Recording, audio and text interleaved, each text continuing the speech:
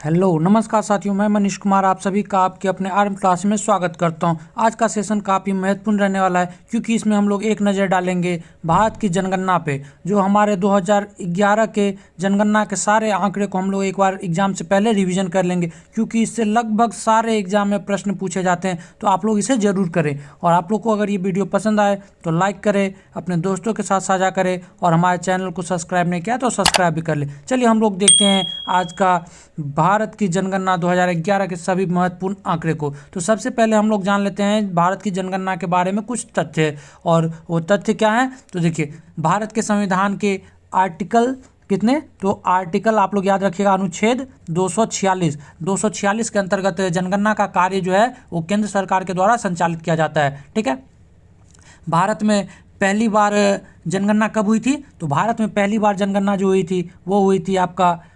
1872 ईस्वी में। आप लोग याद रखिएगा कब, तो 1872 ईस्वी में, 1872 ईस्वी में। ठीक है, और ये किनके काल में हुआ था, तो लॉर्ड मेयो के काल में हुआ था। 1872 ईस्वी में भारत में पहली बार जनगणना हुई थी। वहीं अगर बात करें कि भारत में नियमित रूप से जनगणना कब हुई थी, तो भारत में नियमित रूप से जनगणना जो कराई गई थी 1881 में। ठीक है, 1881 में, और वो किनके काल में, तो लॉर्ड रिपन के काल में। आप लोग याद रखिएगा कि 1881 में भारत में नियमित रूप से जनगणना हुई थी। ठीक है, और भारत में जनगणना का कार्य कौन देखते हैं, तो भारत में जनगणना का कार्य जो है गृह मंत्रालय के अधीन जनगणना आयुक्त के निर्देशानुसार से होती है। ठीक है, तो आप ये बात भी याद रखिएगा। और भारत के पहले जनगणना आयुक्त कौन थे, तो भारत के पहले जनगणना आयुक्त जो थे वो थे प्लॉडेन। तो आप लोग याद रखिएगा, प्लॉडेन जो थे वो भारत के पहले जनगणना आयुक्त थे। और उन्होंने कब, तो 1872 का जो जनगणना हुआ था उनके आयुक्त कौन थे, तो प्लॉडेन। और आप लोग याद रखिएगा कि 2011 जनगणना के आयुक्त कौन थे, तो 2011 जनगणना के आयुक्त जो थे वो सी चंद्रमौली थे। वहीं आप लोग से अगर पूछ लिया जाए कि 2021 जो अभी वर्तमान में जनगणना की जा रही है उसके आयुक्त कौन है, तो इसके आयुक्त हैं डॉक्टर विवेक जोशी। ठीक है, तो आप लोग इन तथ्यों को जरूर याद रखिएगा। चलिए अब हम लोग कुछ और तथ्यों को देख लेते हैं। और जैसे आप लोग याद रखिएगा कि महाविभाजक वर्ष किसे कहा जाता है, तो 2000, आप लोग याद रखिएगा महाविभाजक वर्ष किसे कहा जाता है, तो 1921 ईस्वी जो है इसे महाविभाजक वर्ष कहा जाता है। ठीक है, क्योंकि क्या हुआ था, जो जनगणना हुई थी 1921 में, उसमें क्या हुआ था, तो दशकीय वृद्धि दर जो है वो न्यूनतम रही थी, इसीलिए इसे महाविभाजक वर्ष कहा जाता है। वहीं अगर आप लोग से पूछ लिया जाए कि लघु विभाजक वर्ष कौन सा है, तो लघु विभाजक वर्ष जो है वो 1951 को हम लोग लघु विभाजक वर्ष कहते हैं। तो ये भी बात आप लोग याद रखिएगा। ठीक है, अब हम लोग और पॉइंट को अगर देखें तो आप लोग को याद रखना है कि आज़ादी के बाद पहली बार जनगणना कब कराई गई थी, तो 1951 में। ठीक है, 1951 में जो है आज़ादी के बाद पहली जनगणना कराई गई थी और उसमें 14 सवाल थे। और 1951 में ही क्या हुआ था, तो इसको हम लोग लघु विभाजक वर्ष भी कहते हैं। ठीक है,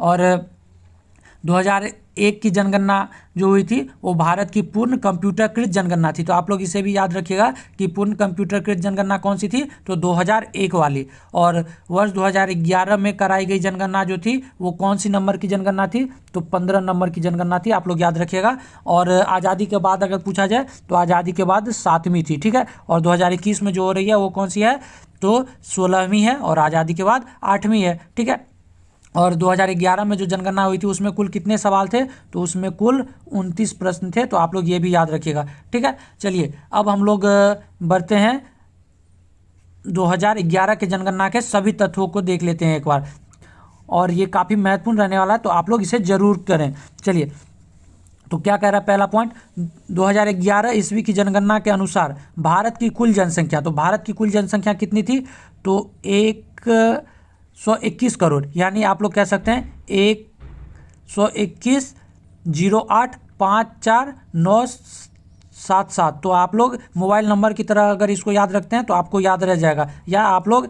121 करोड़ याद रखिए। ठीक है, चलिए अब हम लोग देखते हैं अगला, जिसमें 62,32,70,258 यानी 51.47% जो थी वो पुरुषों की संख्या थी, और 58,75,84,719 यानी 48.53 जो थी वो महिलाओं की संख्या थी। तो आप लोग इसे जरूर याद रखिएगा कि कितने पुरुषों की संख्या, तो 51 48.47% और महिलाओं की तो 48.53%। ठीक है, अब हम लोग आगे बढ़ते हैं। 2011 जनगणना के अनुसार भारत की कुल जनसंख्या विश्व की कुल जनसंख्या का 17.5% है। विश्व की कुल जनसंख्या का भारत की जनसंख्या कितना है तो 17.5%। तो ये डेटा काफ़ी महत्वपूर्ण है, आप लोग इसे याद रखिएगा। अब हम लोग देख लेते हैं अगला पॉइंट।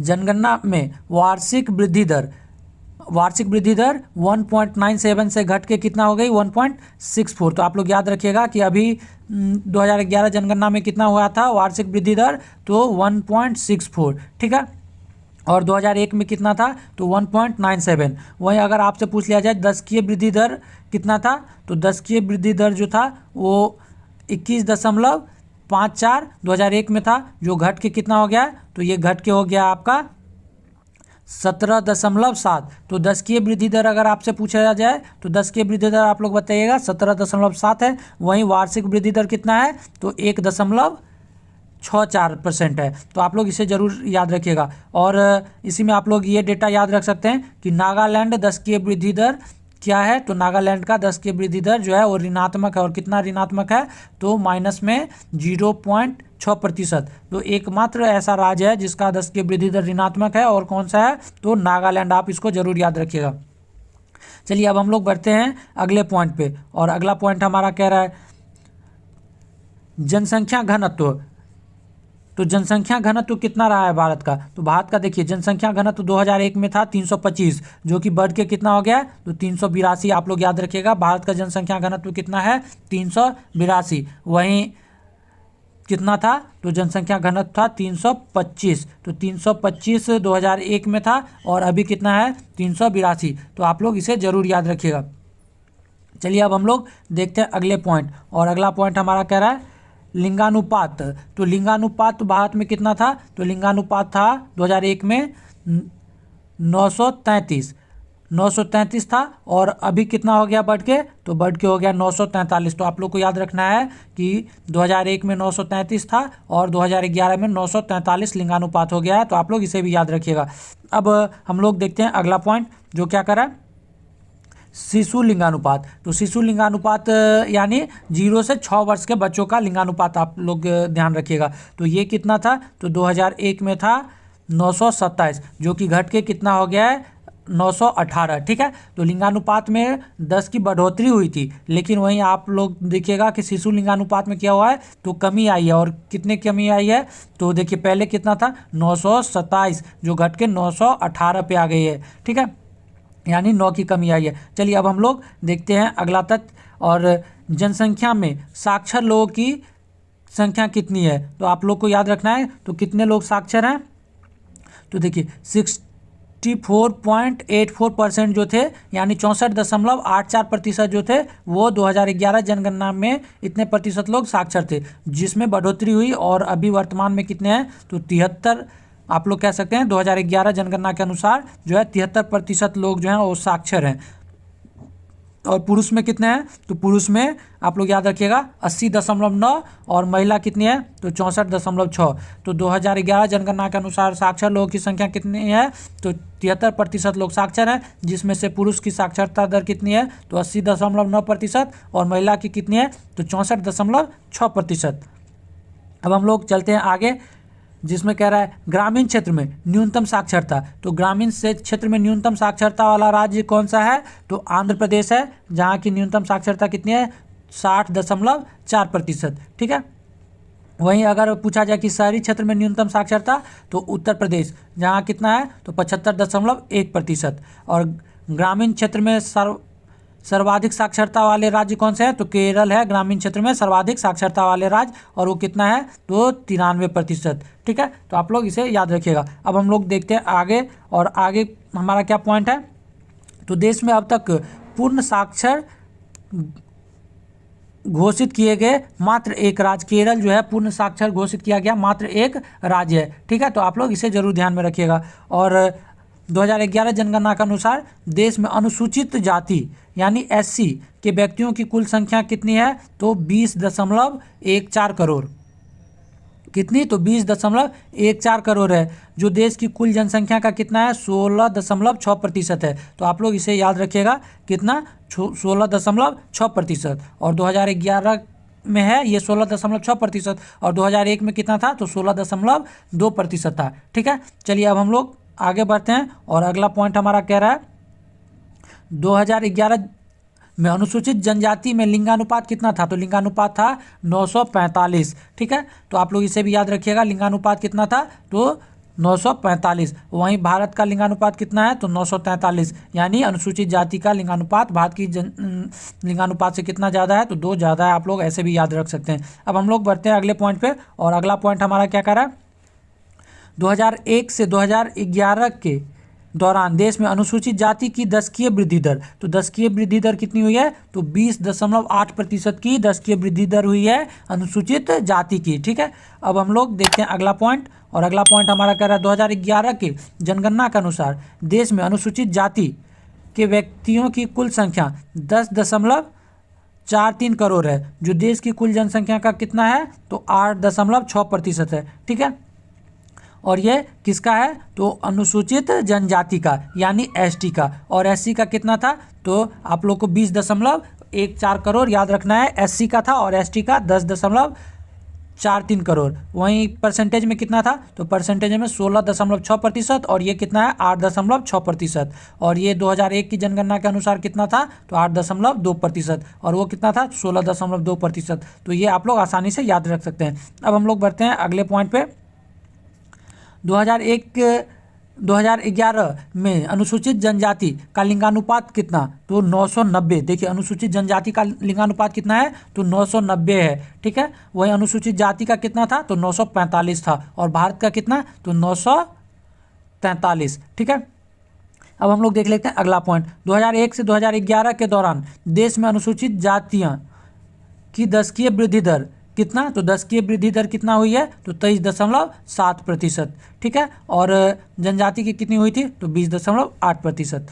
अब हम लोग चलते हैं अगले पॉइंट पे, और अगला पॉइंट हमारा क्या कर रहा है, जनगणना 2011 के अनुसार देश की कुल जनसंख्या में नगरीय जनसंख्या कितनी है, तो नगरीय जनसंख्या आप लोग याद रखिएगा 31.2%। ये कई बार बीपीएससी में पूछा भी गया है। तो नगरीय जनसंख्या कितना है, तो 31.2%, जबकि ग्रामीण जनसंख्या कितना है, तो 68.8%। वहीं 2001 में कितना था, तो 27.8% नगरीय था, और ग्रामीण कितना था, 72.2%। तो आप लोग इसे जरूर याद रखिएगा कि शहरी या नगरीय जनसंख्या कितनी है भारत की 2011 जनसंख्या के अनुसार, तो 31.2%, और ग्रामीण कितनी है, तो 68.8, और 2001 के अनुसार 27.8% नगरीय और 72.2% ग्रामीण जनसंख्या। अब हम लोग अगले पॉइंट देख लेते हैं, जो कि अगला पॉइंट हमारा कह रहा है राज्य में सिक्किम की जनसंख्या सबसे कम है। तो राज्यों में सिक्किम ऐसा राज्य है जहां भारत की सबसे कम जनसंख्या निवास करती है। इसकी जनसंख्या से कम जनसंख्या वाले 4 केंद्र शासित प्रदेश हैं। ठीक है, और केंद्र शासित प्रदेशों में सबसे कम जनसंख्या आप लोग याद रखिएगा किसकी, तो लक्षद्वीप। ठीक है, अब हम लोग देखते हैं अगला पॉइंट, और अगला पॉइंट क्या कर रहा है, तो अब इसमें हम लोग देख लेते हैं इसकी जनसंख्या कम जनसंख्या वाले 4 केंद्र शासित प्रदेश कौन कौन से हैं, तो अंडमान एवं निकोबार, दादर नगर हवेली, दमन एवं द्वीप। ठीक है, तो आप लोग इसे याद रखिएगा। अब हम लोग देख लेते हैं अगला पॉइंट, जो कि अब हमारे जनसंख्या का दिया गया है कि जनसंख्या के हिसाब से कौन से राज्य जो हैं वो सर्वाधिक जनसंख्या किस राज्य में निवास करती है, सबसे कम जनसंख्या किस राज्य में निवास करती है। तो आप लोग को इसका क्रम भी पूछा जाता है, तो आप लोग कम से कम 3 को जरूर याद रखने की कोशिश करें। चलिए तो हम लोग देख लेते हैं जनसंख्या। तो भारत में सर्वाधिक जनसंख्या वाले 5 राज्य इसमें दिया गया है, जिसमें से आप लोग 3 जरूर याद रखें। तो सबसे ज़्यादा जनसंख्या कहाँ है, तो पहले स्थान पे आता है उत्तर प्रदेश, दूसरे स्थान पे आता है महाराष्ट्र, और तीसरा स्थान पे आता है बिहार। और बिहार में कितना, तो 8.6%। ठीक है, तो आप लोग इसे याद रखिएगा, पहले स्थान पे उत्तर प्रदेश, दूसरे स्थान पे महाराष्ट्र, और तीसरे स्थान पे कौन आता है, तो तीसरे स्थान पे आता है बिहार। चलिए अब हम लोग देखते हैं अगला पॉइंट, और अगला पॉइंट हमारा क्या कर रहा है, तो भारत के न्यूनतम जनसंख्या वाले 5 राज्य। तो न्यूनतम जनसंख्या वाले 5 राज्य कौन कौन से हैं, तो देखिए पहले स्थान पे सिक्किम है, दूसरे स्थान पे मिजोरम, तीसरे स्थान पे अरुणाचल प्रदेश, चौथे स्थान पे गोवा, 5वें पे नागालैंड। तो आप लोग 3 याद रखिएगा कौन कौन सा, तो सिक्किम पहले स्थान पे, यहाँ सबसे कम जनसंख्या है, दूसरे स्थान पे मिजोरम और तीसरे स्थान पे अरुणाचल प्रदेश। ठीक है, ये सारे पूर्वोत्तर के राज्य हैं, तो आप लोग याद रख सकते हैं। अब हम इसी में देखिए क्या पॉइंट दिया गया है, तो पॉइंट आपको दिया गया है सर्वाधिक जनसंख्या वाला राज्य कौन सा है, तो उत्तर प्रदेश, और न्यूनतम जनसंख्या वाला राज्य कौन सा है, तो सिक्किम। और आप लोग से इसी में पूछा जा सकता है कि सर्वाधिक जनसंख्या वाला जिला कौन सा है, तो सर्वाधिक जनसंख्या वाला जिला भी आप लोग याद रखिएगा भारत का, तो थाने जो है वो थाने, आप लोग याद रखिएगा थाने जो है वो सर्वाधिक जनसंख्या वाला जिला है। और ये किस राज्य में है, तो महाराष्ट्र में है। वहीं अगर आप लोग से पूछ लिया जाए कि न्यूनतम जनसंख्या वाला जिला कौन सा है, तो न्यूनतम जनसंख्या वाला जिला जो है वो है, आप लोग याद रखिएगा, तो दिबांग घाटी।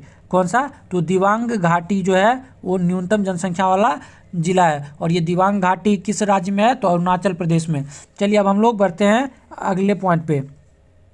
अब ये कह रहा है दशकीय वृद्धि दर, तो दशकीय वृद्धि दर के मामले में क्या है, तो सर्वाधिक दशकीय वृद्धि दर कहाँ हुई है, तो आप लोग याद रखिएगा कि मेघालय, और दूसरे स्थान पे आता है अरुणाचल प्रदेश, और तीसरे पे बिहार। ठीक है, जनसंख्या के हिसाब से भी तीसरे पे बिहार आता है, और दशकीय वृद्धि दर के हिसाब से भी तीसरे पे बिहार आता है। और कितना है मेघालय का, तो 27.9% है। ठीक है, और बिहार का कितना है, तो 25.4% है। तो आप लोग ये याद रखिएगा। और न्यूनतम दशकीय वृद्धि दर कहाँ हुई है, तो न्यूनतम दशकीय वृद्धि दर जो हुई है वो नागालैंड, जो कि माइनस में है, कितना, तो 0.6% जो है इसकी जनसंख्या में कमी आई है। वो नागालैंड पहले स्थान पे है, दूसरे स्थान पे कौन है, तो केरल है, और तीसरे स्थान पे गोवा है। आप लोग इसे याद रखिएगा कि नागालैंड, केरल और गोवा ये 3 क्रम से हैं जहाँ न्यूनतम जनसंख्या वृद्धि दर है। ठीक है, या दशकीय वृद्धि दर, आप लोग इसे याद रख सकते हैं। अब हम लोग देखते हैं अगला पॉइंट, और अगला पॉइंट हमारा क्या कर रहा है, तो जनसंख्या घनत्व को हम लोग देख लेते हैं। और जनसंख्या घनत्व के मामले में क्या है, तो सर्वाधिक जनसंख्या घनत्व वाले राज्य कौन से हैं, तो देखिए पहले स्थान पे बिहार आता है जहाँ कितना है, 1106 है। दूसरे स्थान पे पश्चिम बंगाल आता है जहाँ 11 कितना है, तो 1028 है। और तीसरे स्थान पे केरल आता है जहाँ 860 है। तो आप लोग को याद रखना है कौन कौन से, तो पहले स्थान पे बिहार, दूसरे स्थान पे पश्चिम बंगाल, और तीसरे स्थान पे केरल जनसंख्या घनत्व के मामले में। और आप लोग याद रखिएगा कितना है बिहार का, तो 1106 व्यक्ति प्रति वर्ग किलोमीटर है। और न्यूनतम जनसंख्या घनत्व कहाँ है, तो न्यूनतम जनसंख्या घनत्व जो है वो पहले स्थान पे आता है आपका अरुणाचल प्रदेश, और यहाँ की कितनी है, तो 17 व्यक्ति प्रति वर्ग किलोमीटर है जनसंख्या घनत्व। ठीक है, दूसरे स्थान पे आता है मिजोरम, और तीसरे पे सिक्किम। तो आप लोग को याद रखना है कि पहले स्थान पे अरुणाचल प्रदेश आता है, और वहाँ कितनी है, तो 17 व्यक्ति प्रति वर्ग किलोमीटर। ठीक है, अब हम लोग देखते हैं इसी में, अगर आप लोग को याद रखना है तो आप लोग याद रख सकते हैं कि सर्वाधिक जनसंख्या घनत्व वाला जिला कौन सा है, तो सर्वाधिक घनत्व वाला जिला जो है वो है उत्तर पूर्वी दिल्ली। कौन सा, तो उत्तर पूर्वी दिल्ली। और न्यूनतम जनसंख्या घनत्व वाला जिला कौन सा है, तो न्यूनतम जनसंख्या घनत्व वाला जिला जो है वो दिबांग घाटी है, जहां आप लोग को याद होगा कि न्यूनतम जनसंख्या वाला जिला भी कौन सा है, तो दिबांग घाटी। और यहाँ न्यूनतम जनसंख्या घनत्व भी पाई जाती है, और ये कहाँ है, तो अरुणाचल प्रदेश में। अब हम लोग बढ़ते हैं अगले पॉइंट पे, और अगला पॉइंट हमारा क्या है, तो लिंगानुपात। तो लिंगानुपात के मामले में कौन सी राज्य जो है वो शीर्ष पे है, तो लिंगानुपात के मामले में शीर्ष पे कौन सा है, तो आपका केरल है। और केरल का लिंगानुपात कितना है, तो 1084। आप लोग इसे याद रखिएगा, केरल का कितना है, तो 1084 है लिंगानुपात। ठीक है, दूसरे स्थान पे आता है आपका तमिलनाडु, और तमिलनाडु का कितना है, तो 996। और तीसरे स्थान पे आता है आपका आंध्र प्रदेश। ठीक है, तो आप लोग याद रखिएगा, पहले स्थान पे केरल, दूसरे स्थान पे तमिलनाडु, और तीसरे स्थान पे आंध्र प्रदेश। अब हम लोग बढ़ते हैं अगले पॉइंट पे, जो कि क्या कर रहा है, न्यूनतम लिंगानुपात वाले राज्य। तो न्यूनतम लिंगानुपात सबसे कम, आप लोग याद रखिएगा कि सबसे कम लिंगानुपात कहाँ है, तो सबसे कम लिंगानुपात है आपका हरियाणा में। और हरियाणा में कितना है, तो हरियाणा में है आपका 879। तो पहले स्थान पे हरियाणा आता है न्यूनतम लिंगानुपात में, जबकि सर्वाधिक लिंगानुपात में पहले स्थान पे केरल आता है। ठीक है, और दूसरे स्थान पे जम्मू कश्मीर, और तीसरे स्थान पे सिक्किम। तो आप लोग को याद रखना है कि हरियाणा पहले स्थान पे। ठीक है, और अब आप लोग याद रखिएगा कि ये जम्मू कश्मीर जो है वो अब राज्य नहीं है, तो आप लोग दूसरे स्थान पे सिक्किम को याद रख सकते हैं, और तीसरे स्थान पे पंजाब को। ठीक है, तो आप लोग ऐसे याद रखने की कोशिश कीजिएगा कि न्यूनतम जनसंख्या कौन सा, तो हरियाणा का है जनसंख्या, नहीं न्यूनतम न्यूनतम लिंगानुपात कहाँ का है, तो हरियाणा का है 879 और सर्वाधिक कहाँ का है, केरल का 1084। और इसी में अगर आप लोग याद रखिए तो सर्वाधिक लिंगानुपात वाला जिला कौन सा है, तो सर्वाधिक लिंगानुपात वाला जिला जो है वो आप लोग याद रखिएगा तो माहे। और माहे कहाँ है, तो पुडुचेरी का है। और यहाँ का कितना है, तो यहाँ का 1176 है। ठीक है, तो आप लोग को याद रखना है कि कहाँ, तो सर्वाधिक लिंगानुपात जो है वो कहाँ है, तो माहे में है। और न्यूनतम लिंगानुपात वाला जिला कौन सा है, तो दमन है। दमन न्यूनतम लिंगानुपात वाला जिला है और सर्वाधिक लिंगानुपात वाला जिला माहे है। जबकि सर्वाधिक लिंगानुपात वाला राज्य जो है वो केरल है और न्यूनतम लिंगानुपात वाला राज्य कौन सा है, तो हरियाणा है। अब हम लोग देख लेते हैं अगला पॉइंट। और अगला पॉइंट हमारा क्या कर रहा है, सर्वाधिक शिशु लिंगानुपात वाले राज्य। तो शिशु लिंगानुपात के मामले में कौन सा है, तो सर्वाधिक शिशु लिंगानुपात वाले राज्य के मामले में पहले स्थान पे अरुणाचल प्रदेश आता है और दूसरे स्थान पे मिजोरम। वहीं न्यूनतम लिंगानुपात वाले राज्य की बात करें तो हरियाणा।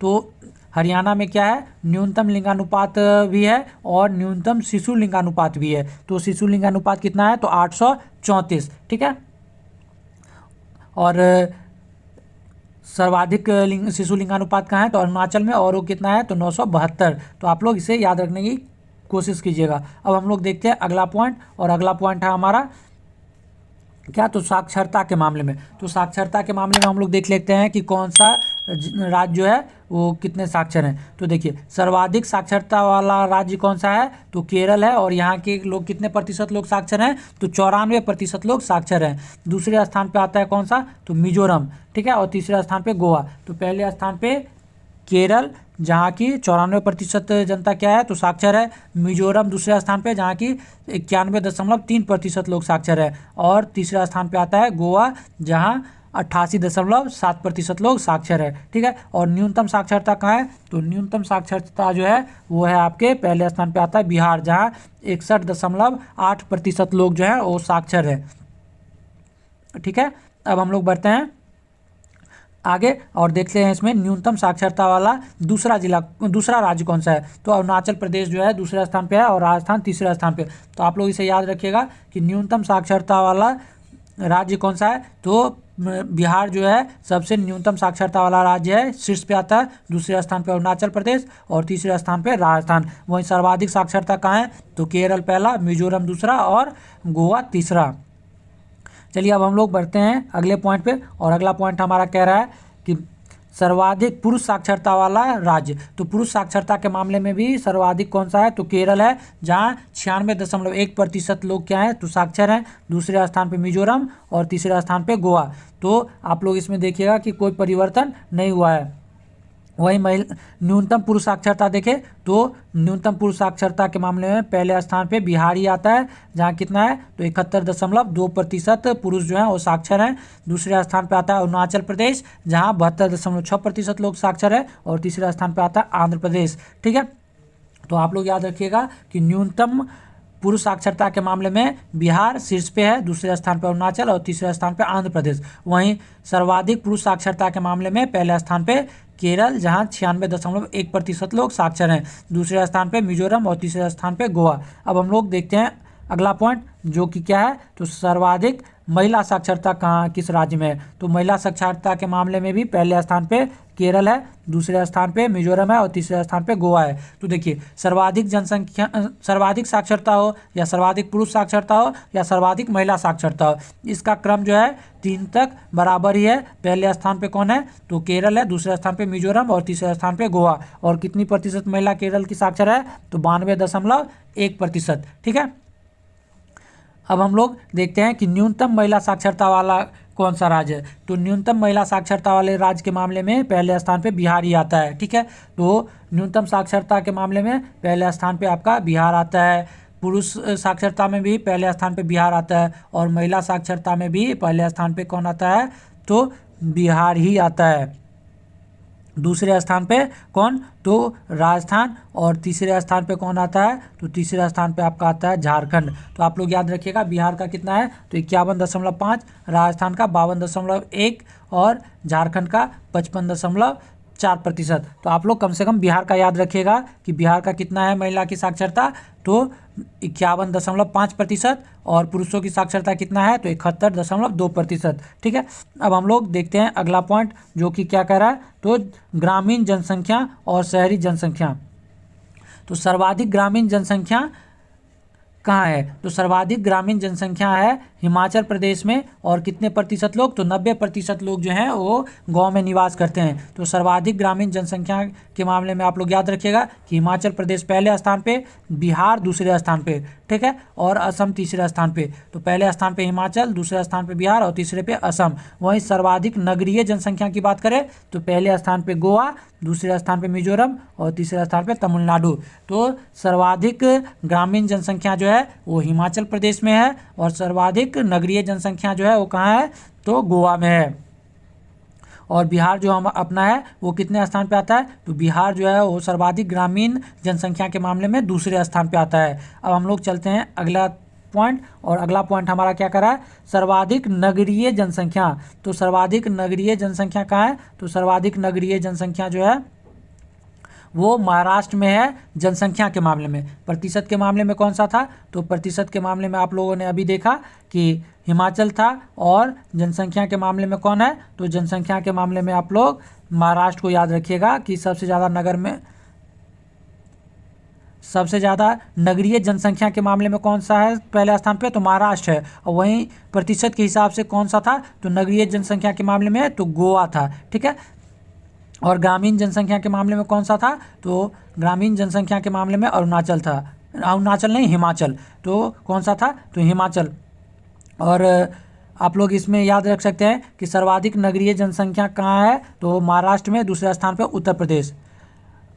अब हम लोग देखते हैं न्यूनतम नगरीय जनसंख्या। तो न्यूनतम नगरीय जनसंख्या कहाँ है, तो पहले स्थान पे आता है सिक्किम, और दूसरे स्थान पे आंध्र प्रदेश। ठीक है, तो पहले स्थान पे सिक्किम आता है न्यूनतम नगरीय जनसंख्या के मामले में। अब हम लोग देखते हैं अगला पॉइंट, और अगला पॉइंट है हमारा अनुसूचित जाति और जनजाति से। तो अनुसूचित जाति और जनजाति के विषय में हम लोग एक बार देख लेते हैं। तो सर्वाधिक अनुसूचित जाति जनसंख्या प्रतिशत वाले 5 राज्य। तो प्रतिशत के अनुसार से सबसे ज़्यादा जनसंख्या कहाँ पाई जाती है, तो पंजाब में 31.1%। ठीक है, कितना, तो 31.1% जनसंख्या है अनुसूचित जाति की पंजाब में, और दूसरे स्थान पे हिमाचल प्रदेश। वहीं सर्वाधिक अनुसूचित जाति की बात की जाए किसके हिसाब से, तो जनसंख्या के हिसाब से, तो पहले स्थान पे आता है उत्तर प्रदेश। तो देखिए प्रतिशत के हिसाब से कौन आते हैं, पंजाब पहले स्थान पे, और जनसंख्या के हिसाब से उत्तर प्रदेश पहले स्थान पे आता है। ठीक है, तो आप लोग इसे याद रखिएगा। और इसी में आप लोग एक नोट याद रखिएगा कि नागालैंड और अरुणाचल प्रदेश में कोई भी अनुसूचित जनजाति निवास नहीं करती। ठीक है, कहाँ कहाँ, तो नागालैंड और अरुणाचल प्रदेश में। वहीं अगर आप लोग याद रखें तो किस केंद्र शासित प्रदेश में कोई भी जनजाति निवास नहीं करती है, तो आप लोग को याद रखना चाहिए कि लक्षद्वीप और अंडमान निकोबार में जो है कोई भी अनुसूचित जाति निवास नहीं करती है। ठीक है, तो लक्षद्वीप, अंडमान निकोबार, नागालैंड और अरुणाचल प्रदेश, ये 4 ऐसे जगह हैं जहाँ कोई भी जनजाति जो है वो, जनजाति नहीं अनुसूचित जाति यानी SC निवास नहीं करती है। ठीक है, वहीं सर्वाधिक अनुसूचित जनजाति जो है वो किस राज्य में पाए जाते हैं, तो सर्वाधिक अनुसूचित जनजाति जो है वो मध्य प्रदेश में पाए जाते हैं। तो आप लोग इसे याद रखिएगा।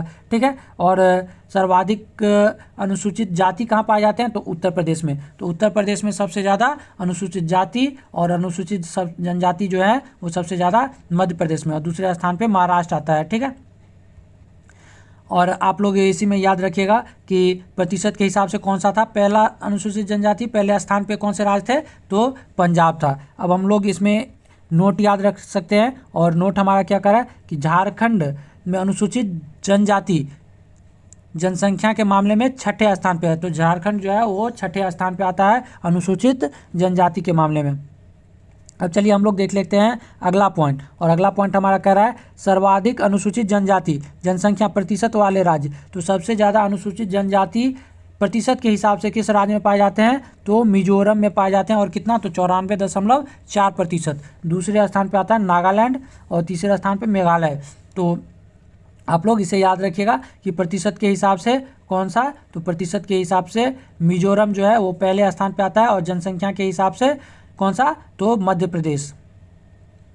और आप लोग याद रखिएगा कि हरियाणा में और पंजाब में कौन सा, तो हरियाणा और पंजाब में कोई भी अनुसूचित जनजाति नहीं पाई जाती है। और वहीं अगर आप लोग से बात किया जाए कि केंद्र शासित प्रदेश, तो दिल्ली, चंडीगढ़ और पुडुचेरी। तो दिल्ली, चंडीगढ़ और पुडुचेरी, हरियाणा और पंजाब, तो इन 5 जगह पे आप लोग याद रखिएगा कि अनुसूचित जनजाति निवास नहीं करती है। ठीक है, तो अब हम लोग केंद्र शासित प्रदेशों से भी कुछ तथ्यों को देख लेते हैं जो अति महत्वपूर्ण तथ्य हो सकते हैं। तो क्या कर रहा है, सर्वाधिक जनसंख्या वाला केंद्र शासित प्रदेश कौन सा है, तो दिल्ली जो है वो सर्वाधिक जनसंख्या वाला केंद्र शासित प्रदेश है। ठीक है, और न्यूनतम जनसंख्या वाला केंद्र शासित प्रदेश कौन सा है, तो लक्षद्वीप। सर्वाधिक जनसंख्या किस केंद्र शासित प्रदेश में है, तो दिल्ली में, और न्यूनतम जनसंख्या किस केंद्र शासित प्रदेश में है, तो लक्षद्वीप में। दूसरा पॉइंट क्या कर रहा है, तो सर्वाधिक जसकीय वृद्धि वाला कौन सा केंद्र शासित प्रदेश है, तो दादर नगर हवेली। और न्यूनतम दशकीय वृद्धि दर वाला कौन सा है, तो लक्षद्वीप। ठीक है, तो आप लोग को याद रखना है कि सर्वाधिक जनसंख्या कौन, तो दिल्ली, न्यूनतम जनसंख्या कौन, तो लक्षद्वीप। सर्वाधिक दशकीय वृद्धि दर कौन, तो दादर नगर हवेली, और न्यूनतम दशकीय वृद्धि कौन, तो लक्षद्वीप। अब हम लोग देखते हैं अगला पॉइंट, और अगला पॉइंट क्या कर रहा है, तो सर्वाधिक जनघनत्व वाले केंद्र शासित प्रदेश। तो सबसे ज़्यादा जनघनत्व कहाँ है, तो दिल्ली हो जाएगा, जहाँ 11,320 प्रति वर्ग किलोमीटर कितने हैं, तो 11,320। तो सर्वाधिक जनघनत्व किस केंद्र शासित प्रदेश में, तो दिल्ली। और न्यूनतम जनघनत्व किस केंद्र शासित प्रदेश में, तो अंडमान निकोबार, जहाँ की कितनी है, तो 46। ठीक है, ये दूसरे स्थान पे आता है। और न्यूनतम देखिए सर्वाधिक कितना है, तो सर्वाधिक जनघनत्व कहाँ है, तो दिल्ली में है। और न्यूनतम जनघनत्व कितना है, तो अंडमान निकोबार में है, और वो कितना है, तो 46 है। तो आप लोग इसे याद रखिएगा। और सर्वाधिक लिंगानुपात कहाँ है, तो सर्वाधिक लिंगानुपात जो है वो आप लोग को याद रखना है, पुडुचेरी में है 10,137। और न्यूनतम लिंगानुपात कहाँ है, तो न्यूनतम लिंगानुपात जो है वो दमनदीप में है। ठीक है, तो आप लोग को याद रखना है कि सर्वाधिक लिंगानुपात कहाँ, तो पुडुचेरी, और न्यूनतम लिंगानुपात कहाँ, तो आप लोग को हो जाएगा दमन व दीव। वहीं साक्षरता के मामले में अगर बात करें, तो साक्षरता कहाँ सबसे कम किस केंद्र शासित प्रदेश में है, तो सर्वाधिक साक्षरता जो है वो आप लोग को याद रखना है कि लक्षद्वीप में है। और न्यूनतम साक्षरता कहाँ है, तो न्यूनतम साक्षरता जो है वो दादर नगर है। चलिए, तो अब हम लोग देख लेते हैं जनगणना 2011 बिहार एवं भारत। तो बिहार और भारत की तुलना कर लेते हैं, और फटाफट देख लेते हैं कि इसमें जो जो इम्पोर्टेंट पॉइंट है उसको हम लोग देख लेते हैं। चलिए, तो क्या कर रहा है, कुल जनसंख्या, तो बिहार की कुल जनसंख्या कितनी है, तो 10.41 करोड़। और भारत की कितनी है, तो 121.06 करोड़। तो आप लोग बिहार की पूरा जनसंख्या याद रखिएगा, 10,41,99,452। ठीक है, और पुरुष की परसेंटेज कितनी है, तो इसमें पुरुष की जो है प्रतिशत है 52.14%। और भारत में कितनी है, तो 51 दशमलव कितना 47%। महिला का कितना है, तो 47.86%। और भारत में कितना है, तो 48.53%। ठीक है, अब आप लोग ध्यान दीजिएगा कि ग्रामीण जनसंख्या जो गाँव में रहते हैं, तो कितने प्रतिशत लोग गाँव में रहते हैं, तो बिहार में 88 दशमलव कितना, तो 88.7%। वहीं भारत में 68.8%। ठीक है, शहरी जनसंख्या प्रतिशत के हिसाब से आप लोग देख लीजिए, तो शहर में कितने लोग निवास करते हैं, तो 11.3% बिहार के। वहीं भारत की बात की जाए तो 31.2%। ठीक है, वहीं दशकीय वृद्धि दर बिहार की कितनी है, तो 25.42% है बिहार की दशकीय वृद्धि दर, और भारत की 17.7 है दशकीय वृद्धि दर। वहीं हम लोग अब बात कर लेते हैं कि लिंगानुपात बिहार का कितना है, तो लिंगानुपात बिहार का है आपका 918, और भारत का कितना है, तो 943। बाल लिंगानुपात कितना है, तो बिहार का बाल लिंगानुपात जो है 935 है, और भारत का कितना है, तो भारत का बाल लिंगानुपात। वहीं घनत्व की बात करें तो बिहार का घनत्व जो है वो कितना है, तो 1106 प्रति वर्ग किलोमीटर स्क्वायर। और प्रति वर्ग किलोमीटर जो है वो बिहार का कितना है, 1106। और भारत का कितना है, 382 प्रति वर्ग किलोमीटर। ठीक है, तो आप लोग याद रखिएगा बिहार का 1106 और भारत का 382। वहीं हम लोग अगर आप बात करें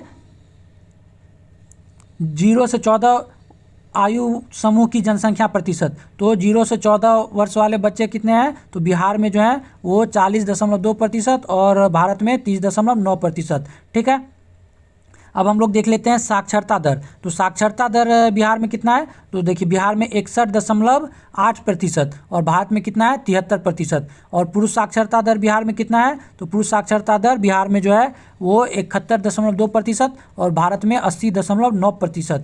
महिला साक्षरता दर बिहार में कितना है, तो 51.5% और भारत में है 64.6%।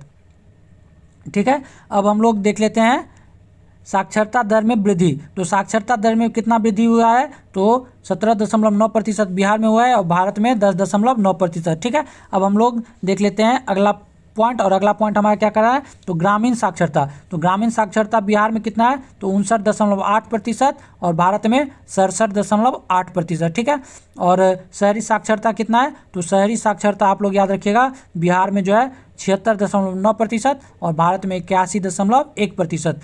वहीं अनुसूचित जाति कितना है, तो अनुसूचित जाति जो है बिहार में 15.72% और भारत में 16.6%। और अनुसूचित जनजाति कितनी है, तो बिहार में 1.3% और भारत में 8.6%। तो ये सारे डेटा को आप लोग 1-2 बार देख लीजिएगा तो आप लोग को आसानी से याद रह जाएगा। अब हम लोग देख लेते हैं क्या, तो बिहार में जिले के अनुसार कौन सा जिला का क्या प्रदर्शन रहा है 2011 जनगणना में, तो हम लोग अब उसे देख लेते हैं।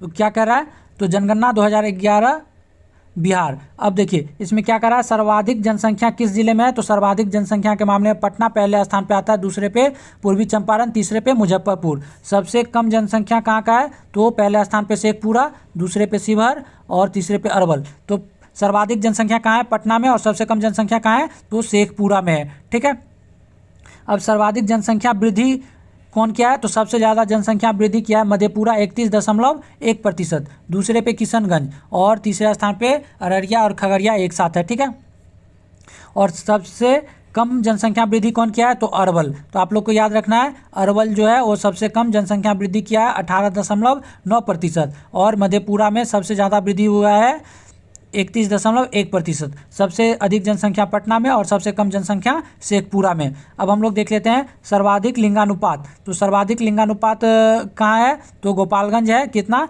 तो 1021। ठीक है, तो आप लोग याद रखिएगा सर्वाधिक लिंगानुपात कौन सा, तो गोपालगंज, दूसरे स्थान पे सिवान, तीसरे पे सारण। और सबसे कम लिंगानुपात कहाँ है, तो सबसे कम लिंगानुपात मुंगेर पहले स्थान पे आता है जहाँ 876 है, दूसरे स्थान पे भागलपुर और तीसरे स्थान पे खगड़िया। ठीक है, तो आप लोग ये बात याद रखिएगा। अब देख लेते हैं सर्वाधिक बाल लिंगानुपात। तो बाल लिंगानुपात के मामले में सबसे पहले स्थान पे कौन आता है, तो किशनगंज आता है पहले स्थान पे बाल लिंगानुपात पे, दूसरे स्थान पे कटिहार, तीसरे पे गया।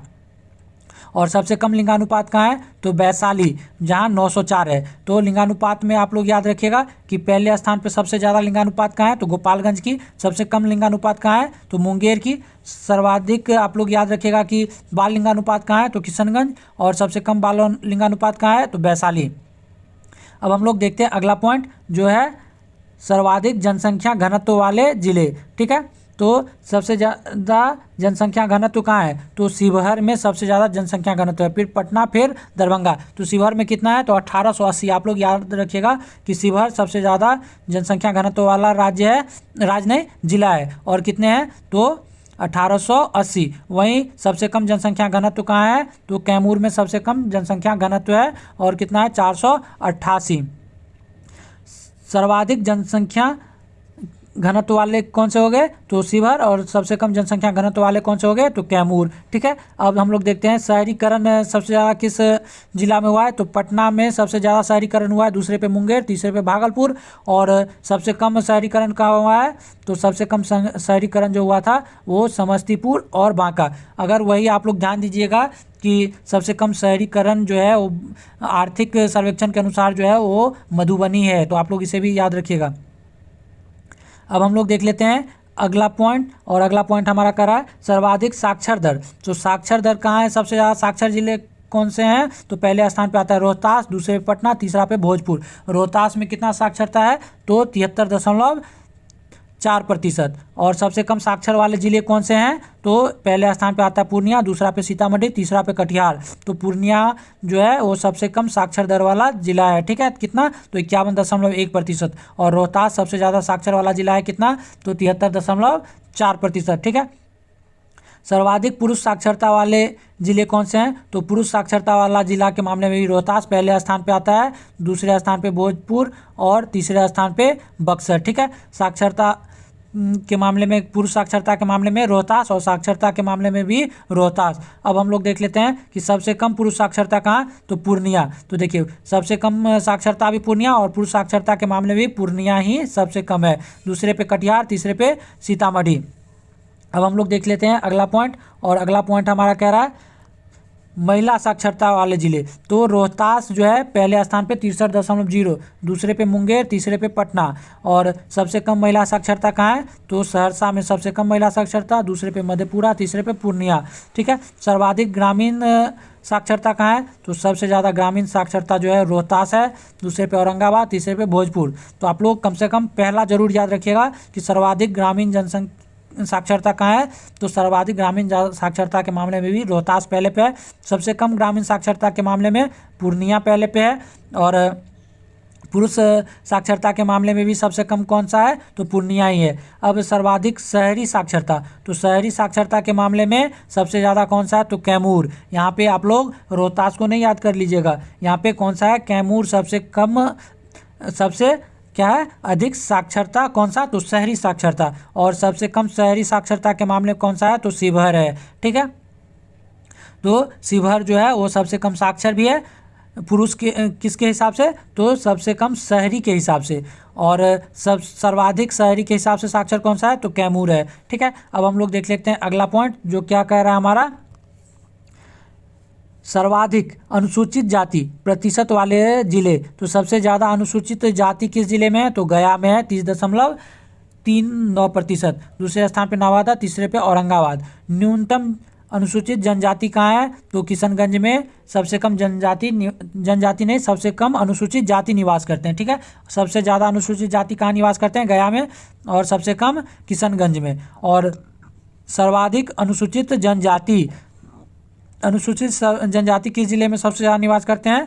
तो पश्चिमी चंपारण, 6.35%। वहीं सबसे कम अनुसूचित जनजाति किस जिला में निवास करते हैं? तो खगड़िया जो है वो आपका पहले स्थान पे आ जाएगा, यानी इसमें सबसे कम खगड़िया में जो है अनुसूचित जनजाति निवास करती है, ठीक है। तो इन सभी पॉइंटों को आप लोग याद करने की कोशिश कीजिएगा। अगर ये पॉइंट आप लोग थोड़ा थोड़ा भी याद करने की कोशिश कीजिएगा तो वहाँ पे आपका आंसर बन जाएगा। तो चलिए दोस्तों, आप लोग के लिए काफ़ी महत्वपूर्ण टॉपिक था जनगणना, क्योंकि जनगणना से लगभग सभी एग्जामों में प्रश्न आते ही आते हैं। तो ये वीडियो अगर थोड़ा लंबा भी हो गया होगा, क्योंकि इसमें हम लोग क्या किए हैं, तो बिहार और भारत के जनगणना के लगभग सभी डेटा को देख लिए हैं। तो आप लोग अगर इसे 1-2 बार देख लेते हैं तो आपके लगभग सभी एग्जाम में सारे प्रश्न इससे बन सकते हैं। तो आप लोग इसे ज़रूर करें। ये सेशन आप लोग को पसंद आया हो तो आप लोग इसे लाइक करें, अपने दोस्तों के साथ साझा करें, और हमारे चैनल को अभी तक सब्सक्राइब नहीं किया तो सब्सक्राइब कर ले और बेल आइकन भी प्रेस कर ले।